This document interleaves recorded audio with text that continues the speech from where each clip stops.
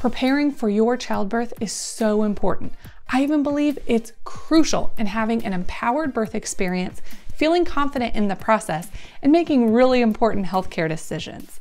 Unfortunately, you're super busy. That's why I created the Birth Boldly short course. It's labor prep for real people. It's the down and dirty method for feeling confident and trusting your body. And we haven't forgotten your team. Power tips to help them understand the normal birth process and give them confidence that they have the tools to support you. So start improving your pregnancy today with me. Prepare to birth boldly. I'm so excited. Let's get started. Hello and welcome. You are in lesson 1 of the Birth Boldly short course. I am Mandy Irby, your instructor. I am a labor and delivery nurse, a childbirth educator, founder at mandyirby.com, and I'm so excited that you're here. The first lesson is rhythm. There are 3 main lessons in the Birth Boldly short course, and they are adapted from the Penny Simkin 3 R's. Penny Simkin is this world-renowned physical therapist, childbirth educator, and doula, and she's a genius. Penny found that all women who cope well during childbirth have these 3 R's going on, and I've adapted them to help you improve your pregnancy and teach you coping skills for the entire labor process. Okay, grab a pen and paper. It's gonna be quick, and you're going to learn something new. The sights and sounds of rhythm. Well, what does rhythm look like and sound like? Penny Simkin encourages that a laboring woman who is coping well finds her own rhythm. That is moving with your body and not against your body. Being able to let go enough to focus on your body's cues and listen to them so that you know what your body is saying. That's not as easy as it sounds, or it may not even sound easy, but it's totally possible. Let's talk about what rhythm looks like. Rhythm in labor and rhythm in pregnancy are movements that can help the baby find her route out. A lot of times these movements mirror things that babies like when they're on the outside, like rocking and bouncing. So what you can do in pregnancy to help her find her route out, which is getting situated into the pelvis where it's comfortable for her and she can put pressure on your cervix, which will help labor start on its own and help labor progress.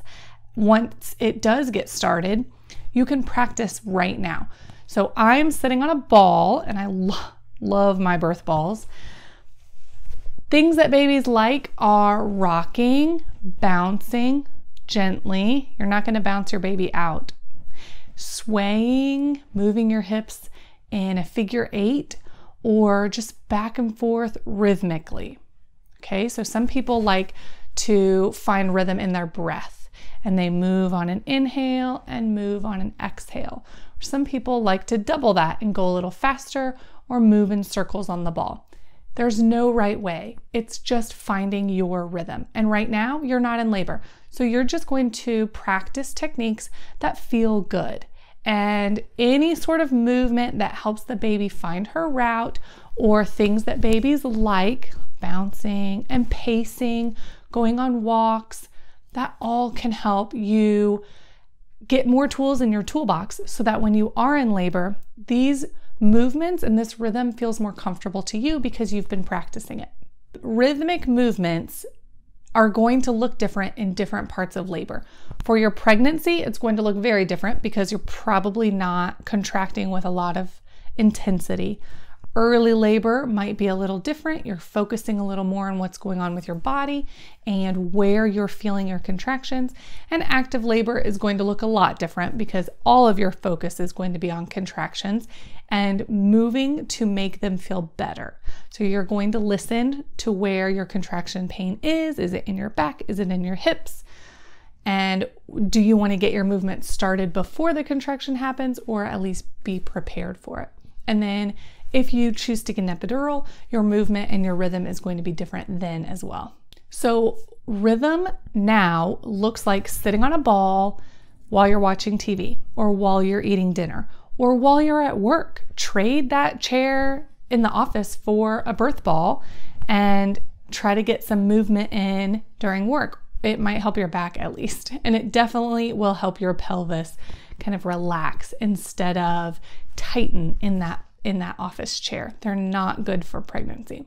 What does rhythm sound like is different for everyone. You can try adding music to your rhythm. So as you're sitting and rocking, try different sounds, try different songs, try different tempos of music, see what you like and what memories they kind of ignite in you, and things that work or things that make you feel happy or upbeat or excited. Add those to your Birth Boldly playlist so that you can look back on them when you're in labor or when you're uncomfortable. They're good reminders for helping you find your rhythm again if you have lost it. Now in class, I give some time and space for practicing labor sounds. Labor rhythm can involve making sounds. And I'm just going to say it, labor sounds often, if a woman is given space and she feels safe enough to make whatever sound comes out, it often sounds like the sounds that are made when the baby is made. Yes, you're picking up what I'm putting down. So in a class, if you're like me, you may not want to make animal sounds in front of a bunch of strangers. I do not like to practice labor sounds. I don't think that it's super effective because your sound is really going to come from within, and it may help you to make sounds and it may distract your mind, but that's really something that you kind of choose or develop as you are laboring and as you're getting into your own groove. Until then, you may not have any reason to make any rhythmic sounds. But what I would encourage is that you read books or learn from birth stories where women have been able to make sounds or have found that sounds were helpful. It doesn't mean that you're going to be a verbal or a vocal, rhythmic, laboring person, but knowing that it's normal, it's natural, it's what happens for a lot of women if given that space and they feel safe enough to do that. And what do the sounds sound like? They're low, they're often like guttural, they're not fearful, they're work sounds like when you exercise. So just knowing that that's a possibility and it may be helpful for you, I think is really helpful and powerful. It also helps you create a safe space so that if sounds are something that come out of you, you don't feel scared or nervous or insecure. You're around people that are okay with however your labor happens and however you find rhythm. Rhythm can also come in the form of affirmations or mantras. This is a list of truths that you believe or you want to believe about your birth, about your baby, and about your body. These are things that you can find in everyday situations. Something that someone told you that made you feel powerful, something that you read, or even just birth affirmations you find online.